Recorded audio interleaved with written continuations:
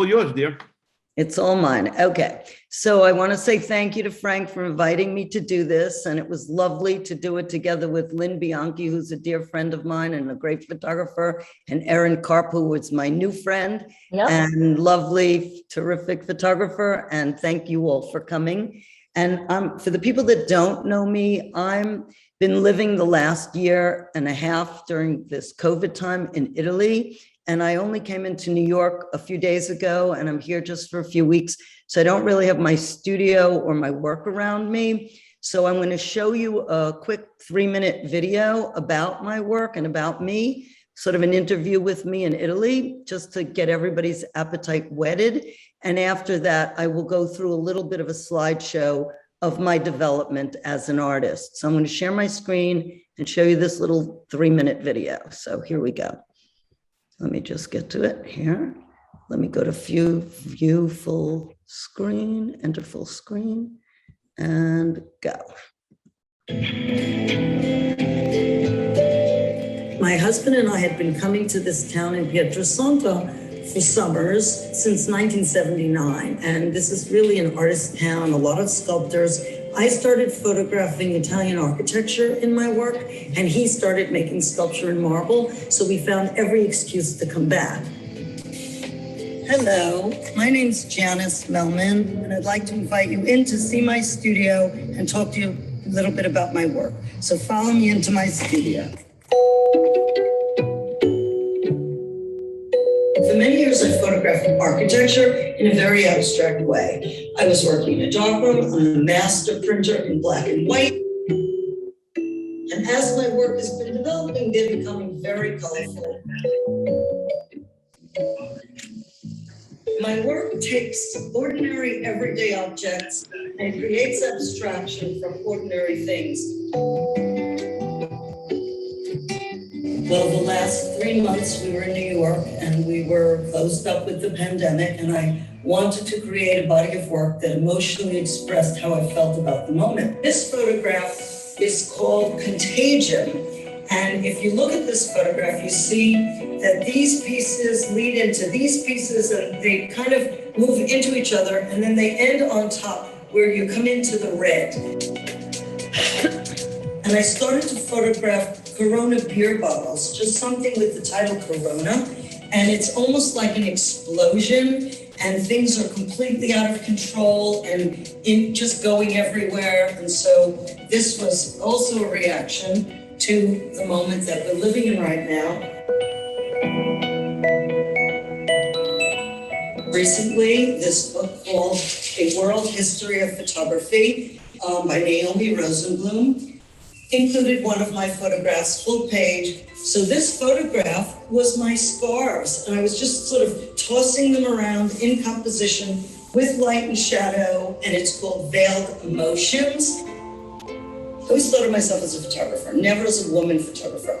And I said, I'm going to consciously make things that are coming from a woman, looking inward. So if you look at this, it's very abstract and it's very colorful, but it's actually one of my bras that's in the photograph in a very abstract way. It feels very Spanish to me. And then more recently, I have some of these, which are very sensuous. And what it really is in reality, it's 2 silver-colored boots lined up, and I'm looking through them, and beyond is the price tag.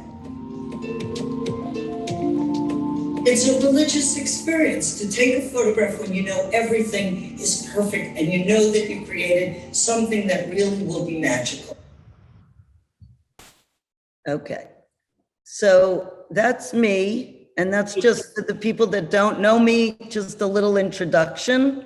Well, so Janice, why did you create that? Is that something you had already done, or is that for us? The film that I just showed you? Yeah.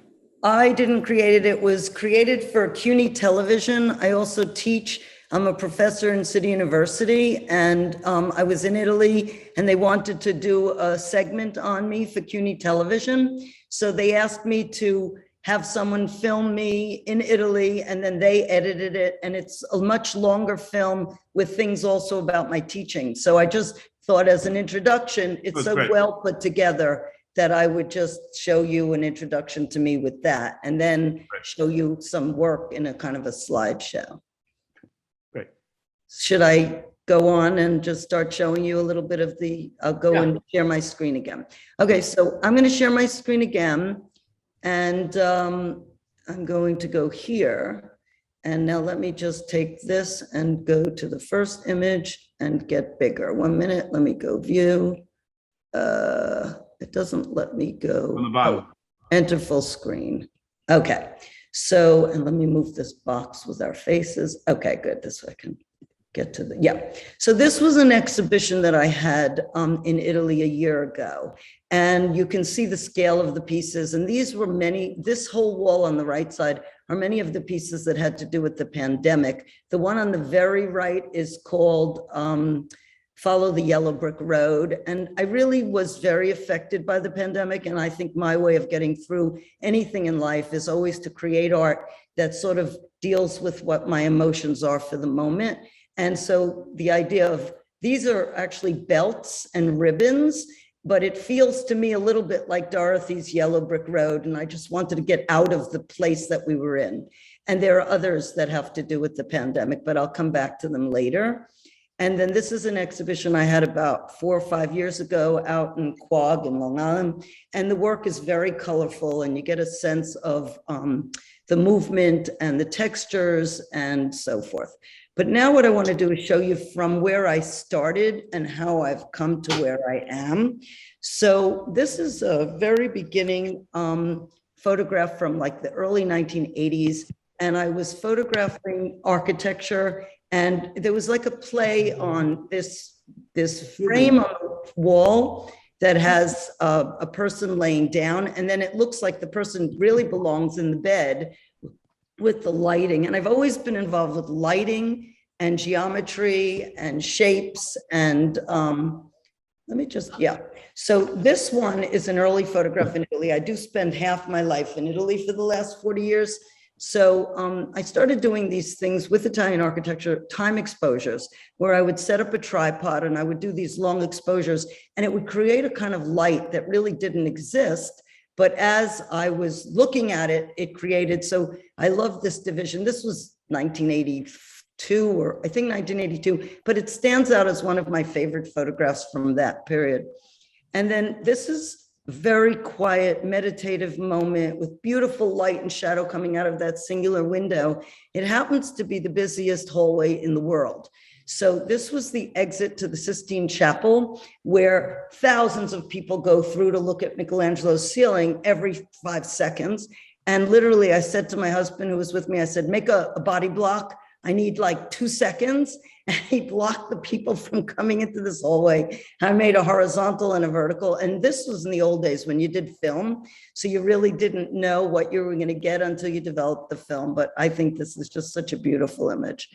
And I was doing these things in the underside of churches and with a tripod, these long time exposures, and they feel like charcoal drawings. My work has always felt like it was from another medium. And then at a certain point, I got tired of black and white. I was working black and white with black and white film, and I wanted to work in color. And I started to shoot in color, and I didn't like in the 1980s what color prints looked like. I'm really in love with the deep, rich black and whites that I was getting with gelatin silver prints. So what I decided to do was paint on my photographs. So I would print an abstract image of architecture, and then I would apply thin veils of color to small segments of the photograph.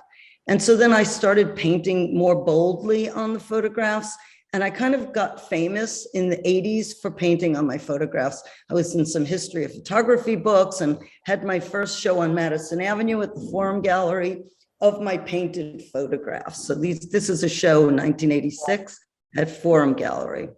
And then I continued to paint on the photographs, and this you get a sense of, there I am very young. So this is in the 1980s.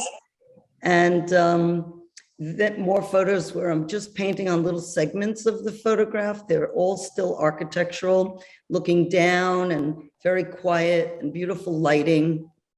And then at a certain point, I got tired of painting, and it just wasn't, every time I would put up a photograph on my wall in my studio. I would take it down. I'd spend a week or two painting each image on the photo.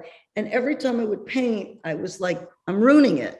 And I'd rip them up and then go back in the darkroom, which was also a process. And I'm printing them large until I get the printing right. And I'd paint on them and I'd throw them. And I realized that this series were much more colorful in black and white than with color. And so then for the next number of years, I started working in black and white with light and shadow and spaces and depth and dimension. And you don't know what plane is coming forward and what plane is going back. I love this one with the triangles. So you don't quite know where the triangle is lying. And then in 1996, I gave birth to this beautiful little baby girl, and I was like stuck in the house taking care of a baby. And I'm an artist and a photographer. And so I couldn't stop looking at her. And I thought there's got to be a way to turn her into my art. So I started photographing close-ups of her body creases. So if you look at this photograph, it's actually, this is her elbow, and this is her thigh, and this is like her belly crease. And I was printing these photographs simultaneously with printing my architectural pictures. And then I thought, you know something, these would look great together. So I started to print them and frame them and then mount them as a unit. And so I had a show in like 1997. And so you get a sense of what I was doing with the combination of the baby's body and the architecture. And the writer, who was the curator for the show, loved these pieces. And he said, do you realize that these are all volumes? You were just a vessel. These are like vessels, volumes. You were just pregnant for 9 months. And it was like you were a volume holding the baby in the belly. And now you're creating these volumes to hold the baby. And it was like, psychologically, I never thought of that. But my work always reflects what's really going on in my deepest psyche. So these are all these kind of vessels containing the baby's body. Here you see more of the creases and the foot and the elbow. And then the kid got older, you know, she was now 2 years old and wouldn't lay still and kept moving. And the baby fat fell off and I sort of lost interest in photographing her. So then I started working in black and white and again, I started doing digital prints for the first time in like 2000. And I didn't know Photoshop and I didn't have a printer. In those days, they had something called an iris printer. And I had always dreamed of printing on a watercolor paper because my work really renders itself to that. And so this was an opportunity, and I started working with a place called Lamont Editions, and I found a woman who was fabulous to collaborate with. And so I would go there with my negatives, and she would put them on the computer, and we'd work them together in Photoshop, and then they would print them for me. And these are some of the beginning iris prints, also this one. So they're like 30 by 40 inches, and they were my first digital prints. And then I started to print myself. I started to get my own printer, started working with slides, scanning the slides and then printing digitally. And this is an interesting discussion about going from reality to abstraction. So this photograph is looking down in Italy at a floor with beautiful light and shadow. And then I'm in my studio and I take that proof of that photograph and I throw it in my trash bin and I look down and this photo is the photo in my trash bin and this is the light on other papers in my trash bin. I go, oh my God, that's so beautiful. I've got to grab my camera. So I ran up, took photographs in this sort of trash bin, moving things around. And then I made this, got rid of the original photo that got me there and then started making these beautiful abstractions just with light and shadow with subtle color. And I was working with slides and then scanning them and then working in Photoshop. Then I had a couple of shows in Italy of those. This is those 3 pieces together and then some of the pieces with the baby. This is a museum in Italy. And then I went to Morocco. And when I was in Morocco, I started photographing these beautiful sort of these curves in these mosques. And someone said to me, you know, is that undulated paper? And I'm like, no, that's like heavy cement and it's this big structure. And so I thought, but why can't I photograph undulated paper? I already did those things in the trash bin. So then I started ripping paper and started tossing it around with light and shadow, sometimes reincorporating my own photographs of the paper and putting the paper on top of it. And I started doing these, and they become very Trompe l'oeil. They almost jump off the page. Janice, 1 second, Yeah, because right. you're like a runaway train. I'm sorry. I just No, know it's beautiful. now. It's beautiful. But what I want to ask you is how you evolve so naturally. Like, your steps just keep on coming, and you're totally fine to leave this and go here and then go here and go here. It's really a beautiful thing to listen and to see how this evolution, Well, for that's why I'm artists. showing you this, because It's it's an beautiful. interesting It's really thing to great. see an evolution. I have a collector friend who was staying with me in Italy, and I have my studio in Italy, which is also the little guest house. So they were in the room, and I have pieces on the wall from all the various periods of my career. And he said, it's like being in a retrospective. I love seeing the connection from what you did in 1994 to what you're doing now. And it's always me. So the interesting thing is that there's absolutely a thread in all my work that follows this thing about light and shadow and geometry and very rich blacks and whites. I love all those grays in between. And up until this point, they're very subtle color. But when you come more recently, it's like a blast of color. So yeah, that's interesting. So should I continue or Yes. All right. I needed to make that point because I appreciate that. I'm glad to hear you because I don't even know if anybody's still out there. So yeah, no. Okay, I will continue. Yes. So then I started to put a little bit more color in, again, working with the reams of paper and sort of putting things on top of my own photographs. So like I'm reinventing my work through my work. And this feels like the Guggenheim Museum, but it's rolls of paper with very subtle color.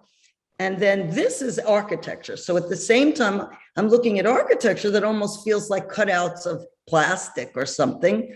This is also a building in California. It's that the Disney Center, or I don't know. I don't remember. And what's the architect? Frank Gehry in LA. So anyway, this is from that. And then I had a show in Chelsea in a very nice gallery about 8 years ago, 10 years ago. I can't keep track of time.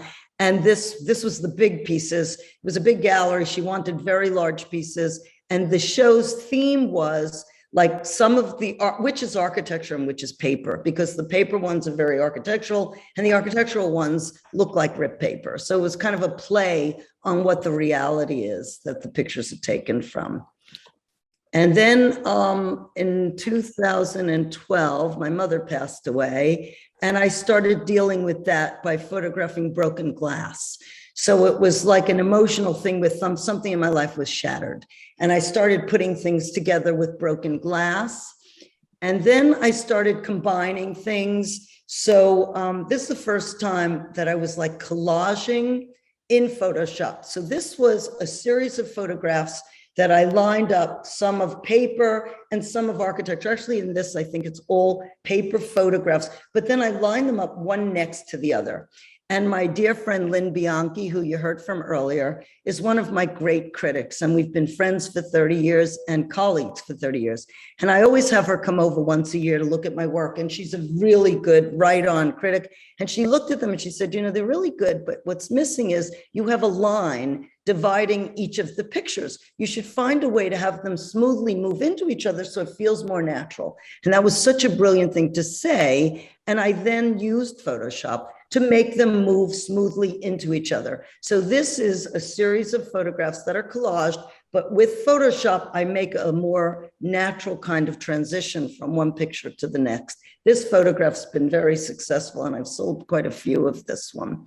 Well, Janice, when someone comes with a suggestion, you absorb it and say if that makes sense or not, but you're open to that collaboration of thought.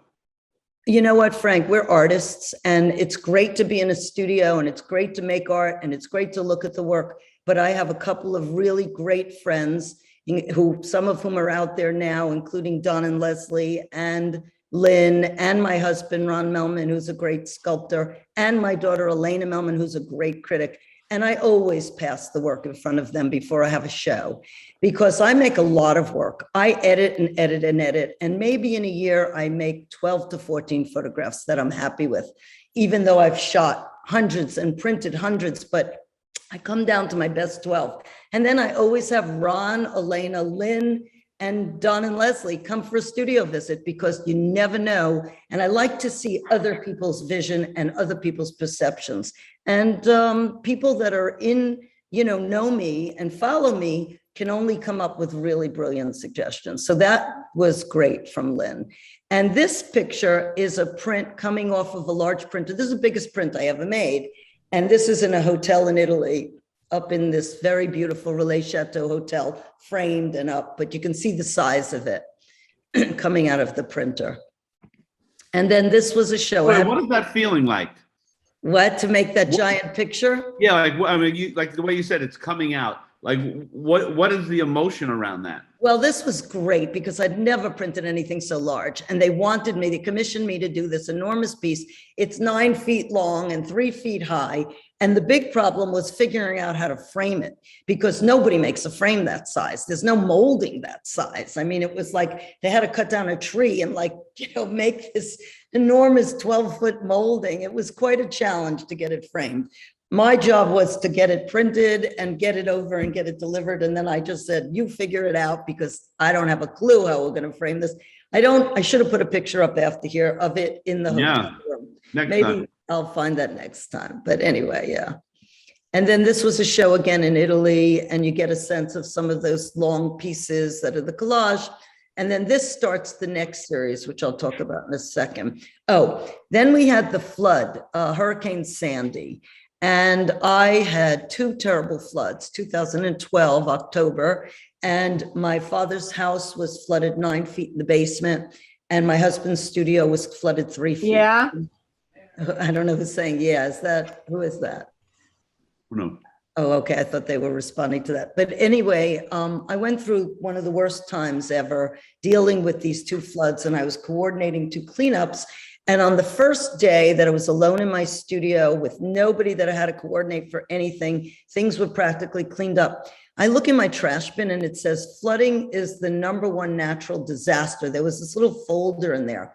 And I couldn't believe that was in my trash bin, and the light was hitting everything. And I had found this photograph on the street that somebody had made of a street sign in California that said hope. And I thought, you know something, I'm going to throw this in the trash, move everything around and create something. And literally it pulled me out of an incredible depression. I made this photograph and it just gave me hope. And it was really a reaction to a very, very difficult time.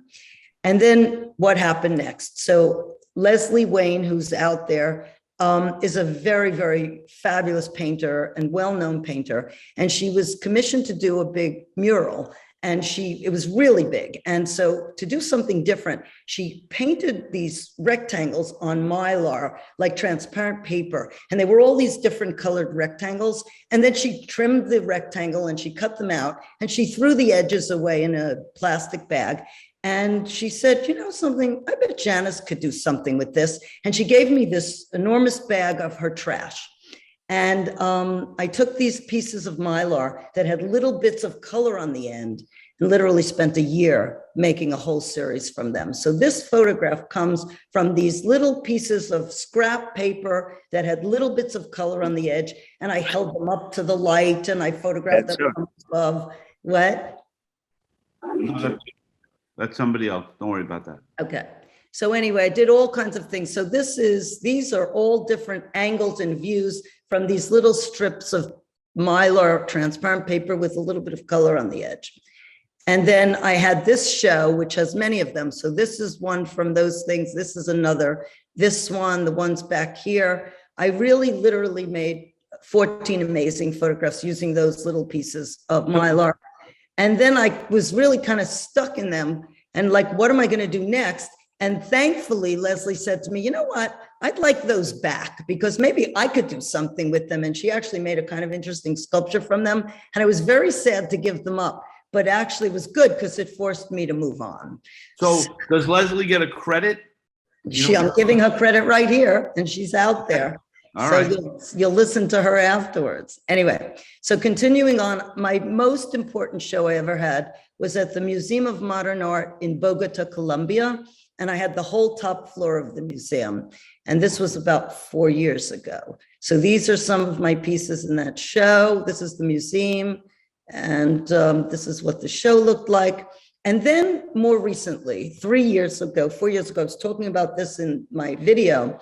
I started to say, I want to do something that relates to being a woman. I turned a certain age and I thought, I just want to look inward a little bit as a woman. So I'm going to use fabrics that women would use. So I got these kind of knitted things and I started making photographs with these knitted things, and they look a little bit like blood or veins or arteries.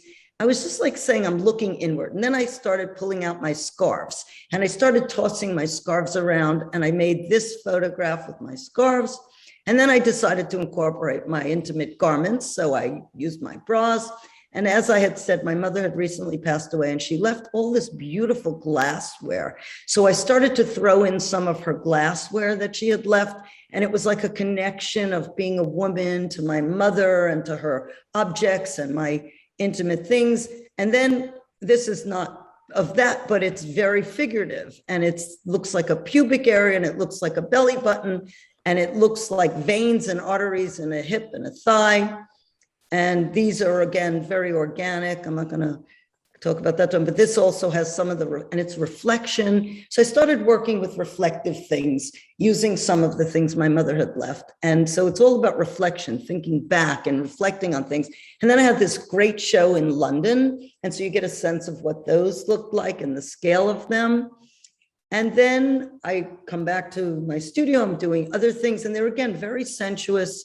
These are shoes. I found these silver shoes, and I just like create these things with them. And this I actually found in a market in Forte dei Marmi in Italy. And it was literally these 2 silver boots, and it looks just like a vagina. I mean, it was just like, couldn't stop myself.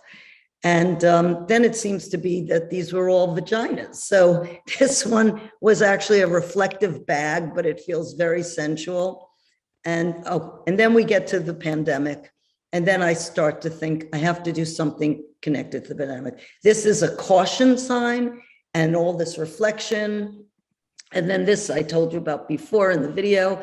I use Corona beer bottles. And if you look carefully over here, it says problems, risk. So it's like I was just trying to reflect the moment. And this is an interesting photograph during the pandemic. I took those beer bottles and I put them into this glassware that had ridges. And if you look carefully, it says Corona, Corona, Corona, Corona, Corona. And that was what my intent was. And after I printed the photograph, this thing appeared that I absolutely didn't intend. If you look down here, it looks like a woman in profile. It looks like an eye and a nose and a mask and a hat. And I'm like, that is really bizarre. I mean, I know my photographs are very much about making magic, but how did that woman magically appear in the bottom left of that photograph? Really very strange. And so anyway, and then this I talked about before, it's Follow the Yellow Brick Road. And now at the end of all of that, this year, these are all brand new from now, I said, I don't want to do the pandemic anymore. I want to get out of the pandemic. So I started to incorporate these glass balls. And this is called something like, I don't know, looking in my, what is it called when you look in to get the future in a glass ball? Somebody help me. I'm losing my memory. At any rate, I'm looking toward the future. And these are all using things looking toward the future. And so this crystal ball. Looking in my crystal ball. And so that's what those were. And this one also is looking in the crystal ball and looking at clouds in the sky. And this is the most recent, very, very new from a month ago. And I'm working with also these beautiful transparent layers of color. And I found this new object. And this is my most recent photograph working with color and light and geometry. And that's it. And then I just had this show right now. It's still on in Pietrasanta, Italy. If anybody gets there, Barbara Pacci Gallery. And that's me. And that's the end. So I'm going to stop my share. And if anyone has any questions. I tell you, like before, I mean, the chat room is filled with, everyone is really, really blown away by this work. That's really great. Really, really great. Thank you, Frank. Thank you. So I mean, you're showing all the time, right? So you have a gallery that, you know, represents you exclusively. How does it work for you? I've had various galleries over the years in various places all over the world. Right now, I do not have a New York gallery. It would be nice to have somebody representing me in New York. I have someone who's like the best gallery in our town and very well respected in Italy now, who's now just started representing me. So that's sort of like going to probably be an exclusive for now in that part of Italy. I have a gallery in Colombia who represents me, and she's kind of exclusive for Colombia.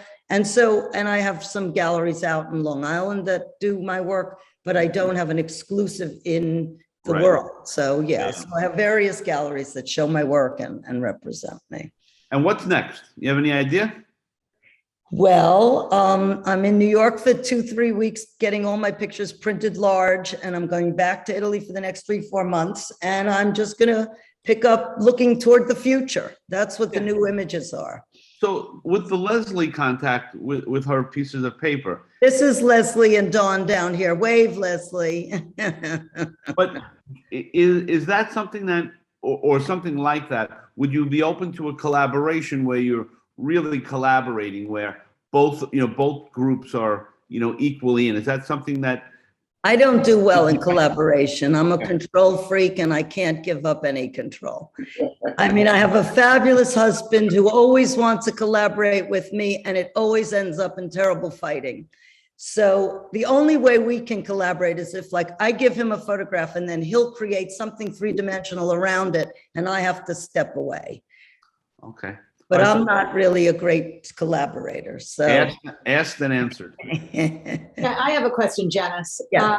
Can you just talk a little bit about the difference in your approach or your energy or your feelings or your process between working in New York and working in Italy? Yeah, that's an interesting question. When I'm in Italy, I have a different kind of thinking. I don't, you know what, Leslie, it's a very hard thing to say. I don't really know, because really when we come here, we open up a door and we open up a life, and I immediately move into that life, and I make art and I make prints and I do my life. And then I close this door and I open that life, and I go there and I do the same thing. And I don't know if there's a significant difference in the work or the process. So there I do proofs because I don't have a large printer. Here I do the big prints. So in terms of the production, here I have my great big printer. I do everything myself. There I work smaller, I make proofs. The making of the work, I have 2 great studios. The light comes in a different way in both places. In the old days, I used to go out and find photographs. So that was much more inspiring to me to be in Italy, because it was all about Italian architecture. And so it was very essential that I was there. But now that I create things with objects and with things around me in a studio setting, I don't really. Maybe it's the finding of objects. I go out once a week in search of new things to photograph. So in Italy, I go to the market, I ride my bike, I look around, and I come home with a fabulous new thing, and I'm all excited, and I throw that into my work, and it changes what I'm photographing. Whereas in New York, I don't know if I'm that inspired to find new objects and things. Does that answer your question? Yeah, it's a different energy and a different environment, and you're also teaching, and when I'm here, I'm teaching. It's very different. But now I'm teaching there because I'm teaching online. Right. So I don't know. So each place has its own sort of energy. Each place has a different energy. That's exactly right. Yeah. So I feel very lucky to have both. But that's sort of an interesting thing, that your environment is an inspiration for its own reasons in different places. That's absolutely true. But also what's going on in my life is the inspiration mostly. Honestly, when I look back at that history, it absolutely reflects at every period what's going on in my life. So the work is a continuation in terms of a geometry and light and shadows and construction, but the mood and the feeling comes directly from whatever I'm experiencing right now. So, yeah. That gives it a full perspective for sure. Any other questions? Like I said, what do you normally shoot with, Janice? Well, I have a digital Nikon like D7000 or something, but it never really is important what you shoot with. I mean, I've never, and I'm going to be very honest, the iPhone is amazing, and I'm embarrassed to say that I can make photographs and blow them up 40 by 60 inches with an iPhone. What? And I can't tell the difference between that and my very expensive digital camera. What iPhone? The iPhone 11, and I'm about to get the 13 if they ever. Wow, I guess my camera's better than I thought. My 12 Plus Pro. Or There you go. The quality is really blows me away. I'm embarrassed because I've actually allowed my students to work with their iPhones because the quality is amazing. So, yeah. I mean, you're limited in certain respects. Like you can't really get certain kind of close-ups. You can't really do zoom. You can't put it, I don't work with it on a tripod. There's some limitations. And when those limitations occur, I grab my camera. But for 70% of what I photograph, I can use my iPhone. And images that we saw tonight are on with your iPhone as well. All the last ones, all the more recent ones. Yeah. Unbelievable. Yeah. So, No, that's interesting.